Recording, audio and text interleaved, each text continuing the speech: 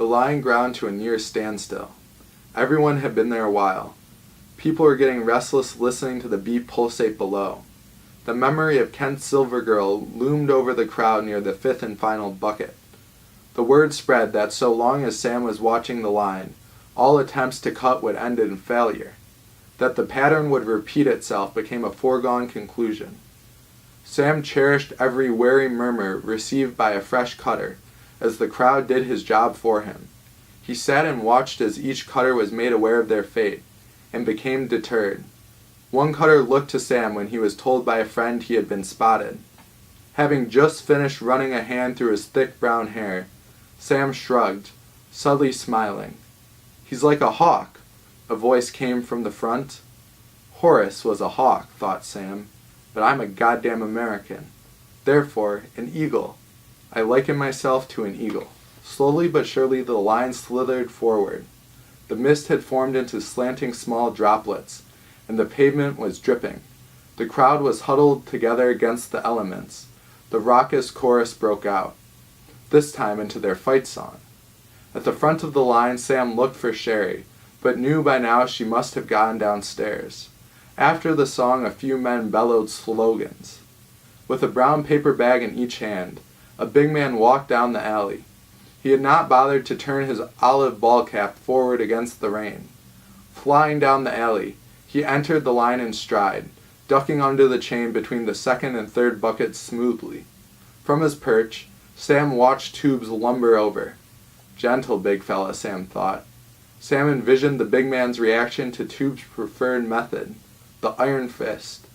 He shuddered, then laughed at his own shuddering. Give him 30 seconds, Sam thought. Then we ride. The big guy had turned his attention to a jeering passerby when Sam arrived. "What's going on?" Sam asked, taking the moment to tug Tubes back a step. "This guy won't go to the back. Says he's been here." "Where'd he go?" The big guy calmed for a moment and relaxed his posture, allowing the strained polymers of his t-shirt to decompress. His companion, however, was talking the ear off a random crowd member who was simply nodding along. "My brother. He just got back from Afghanistan, man. This guy is disrespecting my brother. He won't acknowledge his sacrifice. That's all he wants. Just some fucking respect. But this guy, and you know, I'm just trying to help. I don't want to cause any problems, man, but listen." "Hold on," said Sam, stepping forward and presenting his open hands down at his waist. He reached to tap the big man on the shoulder, and politely took a step back. "I just got here. Would you tell me what happened?" Before the big man could reply, his little brother spoke for him. "My brother had to run to get some cigarettes, and this guy is saying that he's got to go." The big guy spoke up for himself, interrupting his brother and shaking the contents of his paper bag at Tubes. "Bro, why you disrespecting me, huh? You have no idea. Think you're the boss, huh? This is nowhere. You have no idea where I've been." Body rippling with rage, expression riddled with contempt. Tubes said, "Both my parents were in the military. Doesn't mean you can just do whatever you want." Turned to Sam, he said, "Fucking psycho. This is my spot. You better watch it." The big guy pointed at Tubes over his brother's shoulder, who had assumed a deliberately wide stance and was holding him back. Sam restrained himself from laughing at how the big man dwarfed his brother. "Take it easy, man. Both of us respect your sacrifice," Sam told the big man while searching for, then connecting with his gaze. "We've just got to do our job. We both saw you hop into line just now, so...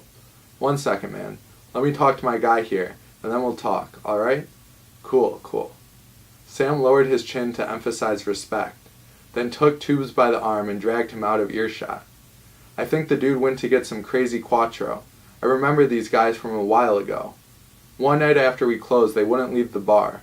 The big fella almost lost it because we wouldn't serve him even though it was after close. His brother is scared shitless of him, so he tried to weasel a drink. Nothing's stopping you from going downstairs and getting 2 people to replace us. You've earned the right. We've been out here long enough. All the Levins are here by now, and I have to get downstairs. Easy, comrade. Take a breath. You're turning red." Sam whacked Tubes on the shoulder, and they shared a laugh. Tubes let out a breath like he'd just put down his pack after a steep hike. "Alright, fuck that guy. I'm not going to mind getting out of this fucking rain. I think I know who to get. Sam chuckled, picturing who he knew Tubes was thinking of.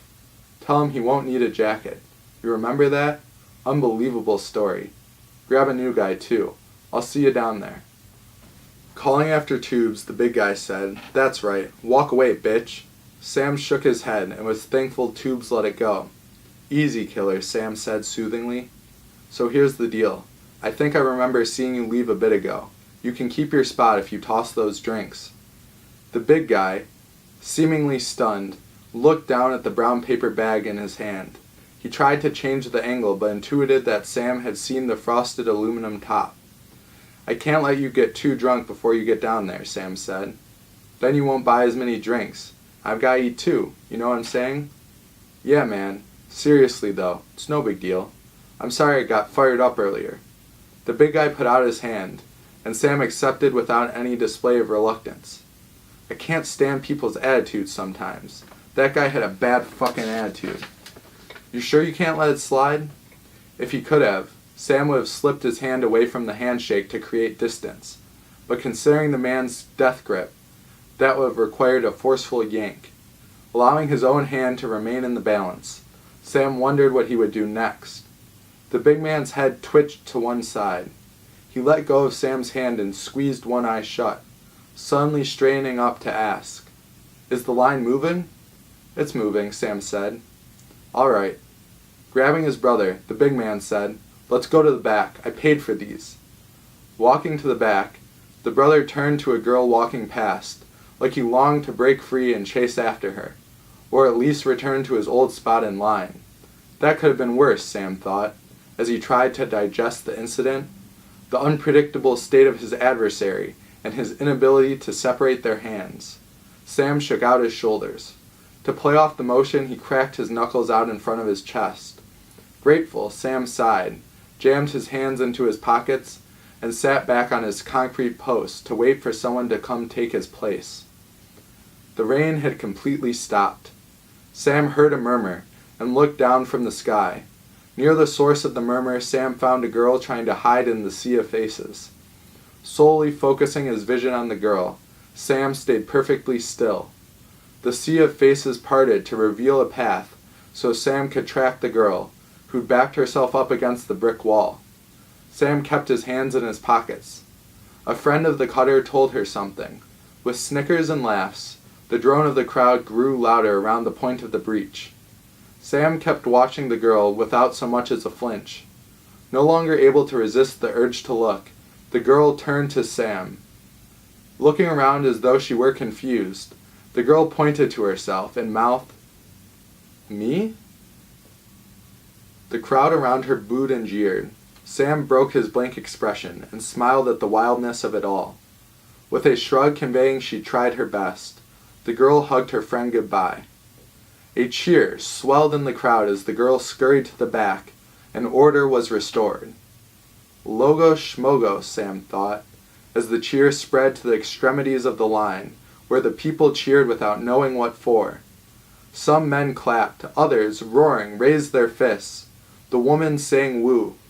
Leaning on the yellow concrete post, Sam stood over his long shadow, cast out double his height on the cracked pavement.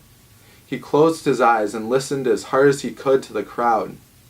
The explosion of noise triggered some sort of reaction. Sam tracked shining outlines of himself nested within one another, blast forth until they coalesced into a glowing scarlet dot on the edge. The force generating the projection seemed to emanate from the center of his chest. The spark in the distance fed off the energy of each outline as it rushed back towards a place a little above the bridge of Sam's nose, and grew into a proverbial flame. A note, pure and easy, rang out in the night. It was like the amplified essence of the cool night breeze, as it stretched out to the heavens and deep into the ground. Sam found himself at one with the vibration. Layers of light circled the core as the crowd kicked the noise up a notch, fracturing the flame brilliantly into mini sparks, dancing a joyous, brief waltz through the expanse of Sam's inscape. Opening his eyes, Sam nodded in thanks to the place where the adulation was loudest. The cheer reached a crescendo Sam could not have dreamt he would ever be subject to. Along with a deliberate breath, he took the moment to savor the experience. As quickly as it rose, the roar of the crowd collapsed in on itself. The crowd turned back to await their descent into 18th Avenue. Alone again, Sam kept watch.